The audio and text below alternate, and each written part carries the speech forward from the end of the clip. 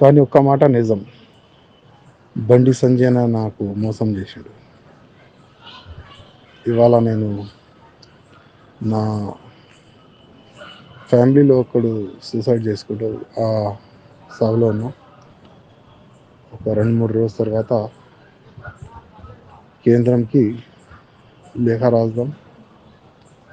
ఇక్కడ ఉన్న పెద్ద పెద్ద నాయకులు ఇష్టారాజ్యంగా ఏ విధంగా వాళ్ళు దాదాపు 150 డివిజన్లు నేను చెప్పిన, నేను ఎక్కడ కూడా ఇన్వాల్వ్ కాను. కనీసం నా నియోజకవర్గం నా పైన ఇడిషియేట్ రిక్వెస్ట్ చేసిన 18 ఎలక్షన్లో నేను ఒక్కటినే గెలిచిన. అది మా కార్యకర్త వల్లనే. ఇవాళ ఆ కార్యకర్తకి నేను టికెట్ ఇప్పించాలంటే నాతోని కాలేదు.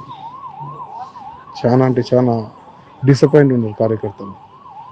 అందుకోసం కేంద్రంకి చెప్దాం, ఏ విధంగా ఇక్కడ లోకల్లో ఉన్న నాయకులు ఏ విధంగా నాకు అన్యాయం చేసినారు. కేంద్రం కూడా ఒక లేఖ రాద్దామని అనుకుంటున్నాను. Thank you.